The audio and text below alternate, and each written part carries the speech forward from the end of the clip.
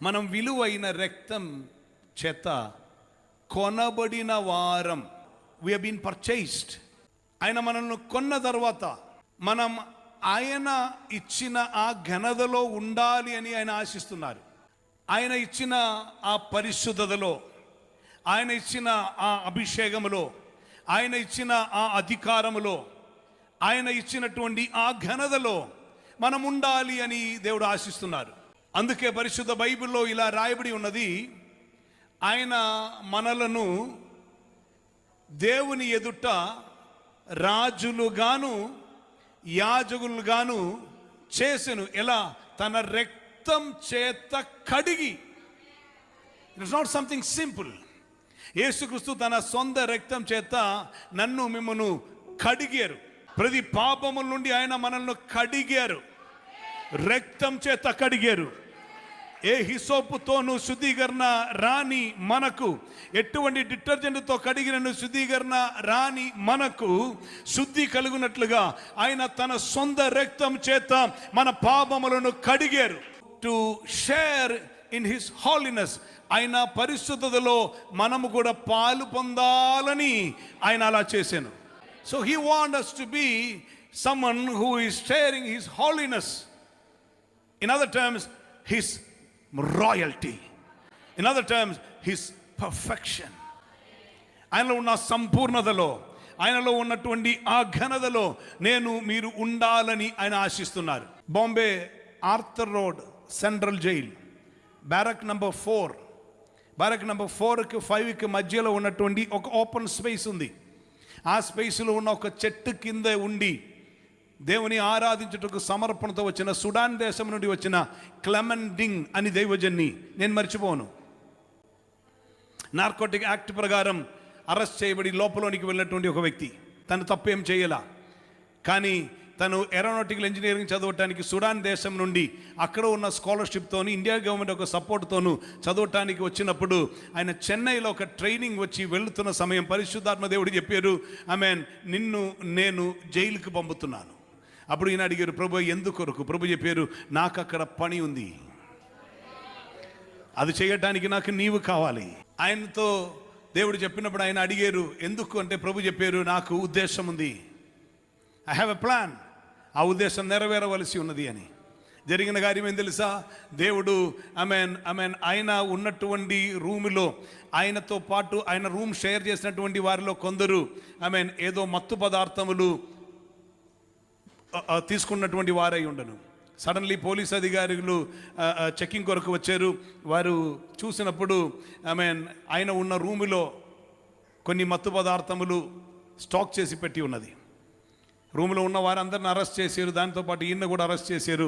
ఈయన కూడా తీసుకున్నారు. ఈయన తప్పేమీ చేయలే. బట్ ఇండియా దేశంలో నార్కోటిక్ డ్రగ్ యాక్ట్ ప్రకారం ఎవరినైనా అరెస్ట్ చేస్తే ఏ విచారణయు ఎంక్వైరీ ఏది లేకుండా 2 సంవత్సరం వరకు అరెస్ట్ అవ్వటానికి వాటి కాల్ నాన్ బెయిలబుల్గా వారు జ్యుడిషియల్ కస్టడీలో ఉండిపోవలసి ఉన్నది. అది చట్టం. బెయిల్ కూడా దొరుకుతుంది 2 సంవత్సరం వరకు. ఆ రీతిలో అయినా జైలు లోపల ఉండను. తను తప్పేమి చేయలేదు అని అందరికీ తెలుసు. ఆయన పట్టుకుని వస్తున్నప్పుడు ఆయన ఒకటే రిక్వెస్ట్ అధికారిని అడిగారు. అదేమిటంటే, నేను నా బైబిల్ తీసుకోవచ్చా అని అడిగారంట. వారు ఆయనకి పర్మిషన్ ఇచ్చారు.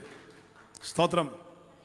ఆయన బైబిల్ చదువుతూ ఉన్నప్పుడు జైల్లో ఉన్న వాళ్ళు చాలామంది వచ్చి అడిగేవారు, ఇది ఏ పుస్తకం, ఇది కథా పుస్తకమా? అప్పుడు నేను చెప్తారు, దిస్ ఇస్ మై లైఫ్, ఇది నా జీవం. ఆమేన్. కొంచెం కాలం తర్వాత దేవుని ఆరాధించటానికి ఒక స్థలం కావాలి, జైల్లో దేవుని ఆరాధించాలి అని ఈయన లోపల ఆశ కలిగింది. జైలర్తో పాటు అక్కడ ఒక మంత్రి జైల్ విజిటింగ్ కొరకు వచ్చారు. అలా వచ్చి చూసినటువంటి సమయం అడిగారు ఖైదీలై ఉన్నటువంటి వారికి, మీకు ఇక్కడ ఏదైనా సౌకర్యం కావాలి? వెంటనే ఒకరు చెప్పారు టీవీ కావాలి, వేరే కొందరు చెప్పారు మాకు డైలీ న్యూస్ పేపర్ కావాలి, అది ఇంగ్లీష్లో కావాలని, కొందరు హిందీలో కావాలని, ఇట్లా అనేక రీతిలో వాళ్ళకి కావాల్సిన అడుగుతూ ఉండను. వేరే కొందరు ఆహారంలో కొంచెం మార్పు కావాలని. ఈయన చెప్పారు, సార్ ఆదివారం మార్నింగ్ బ్రేక్ఫాస్ట్ తర్వాత 1 గంట ఫ్రీడమ్ కావాలి. బయటకేం వెళ్ళడానికి కాదు, దేవుని ఆరాధించడానికి. బ్రేక్ఫాస్ట్ తర్వాత అందరూ వాళ్ళు ప్యారక్స్లోనికి సెల్లోనికి వెళ్ళిపోవాలి. ఈయన అలా అడిగినందున ఈయనతో చెప్పారు, ఇదిగో చెట్టు చూపించి ఆ చెట్టు నీడలో 1 గంట మీరు ఆరాధించుకోవచ్చు, ప్రాబ్లం ఏం లేదు. బ్రేక్ఫాస్ట్ టైం తర్వాత కూడా 1 గంట ఇంకా నువ్వు ఫ్రీగా ఉండటానికి అవకాశం దొరుకుతుంది కాదా అని.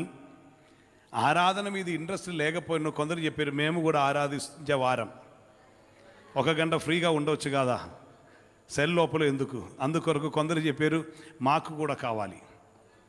స్తోత్రం.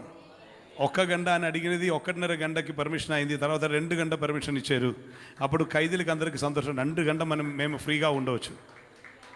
క్లెమెంటింగ్ అని ఒక వ్యక్తిని బట్టి బాంబే సెంట్రల్ జైల్లో దేవుని ఆరాధించుటకు ఒక హాల్ సిద్ధమైంది, దేవుని నామ మహిమ కొరకు. ఆయన కోరినది ఒకటే, నేను దేవుని ఆరాధించడానికి నాకు ఒక స్థలం కావాలి. మీకు అర్థమవుతుందా? ఇప్పుడు స్వాతంత్ర్యంతో మనం ఉన్నాం, స్వేచ్ఛతో మనం ఉన్నాం. వాల్యూ మనకు తెలియట్లేదు.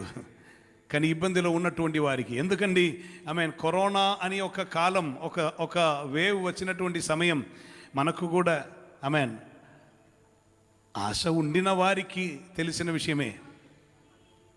అటివారు కొందరు ఆ సమయంలో కాల్ చేసి చెప్పారు, ఆన్లైన్లో బాగా వాక్యం అని దొరుకుతుంది కానీ కలిసి దేవుని మహిమపరిచి ఆరాధిస్తున్నా, పాటలు పాడుతున్నా, చప్పట్లు కొడుతున్నా ఆ దినములు మనకు తిరిగి దొరుకుతుందా అని బాధతో అడిగిన వారు ఉండను. ఈ కాలం ఎంతవరకు మనకు దొరుకుతుందో మనకు తెలియదు, కానీ దొరుకుతున్న ఈ సమయమును సద్వినియోగపరచండి.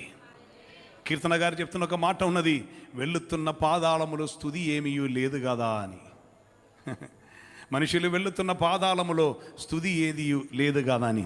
అందుకే పాదాళం ఒక బలమును నిర్వీర్యముగా చెయ్యటానికి, దాన్ని లేకుండా చెయ్యటానికి, పాదాళముకి మరణముకి తాళపు చెవులు సొంతం చేయటానికి, మరణ భయంతో జీవించిన మానవులందరినీ విమోచించుటకై ప్రభు అయిన యేసుక్రీస్తు ఈ భూమిలోనికి వచ్చి మరణ భయములో ఉన్న వారిని విమోచించుటకై పాపం లేని ఆయనయే పాపముకు వచ్చే శిక్ష అయిన మరణం స్వయాన వరించి భయములో ఉండిన నాకును మీకును విడుదల అనుగ్రహించారు. ఆయన మనల్ని కొన్నారు. యేసు నన్ను కొన్నారు. నేను యేసునికి సొంతం.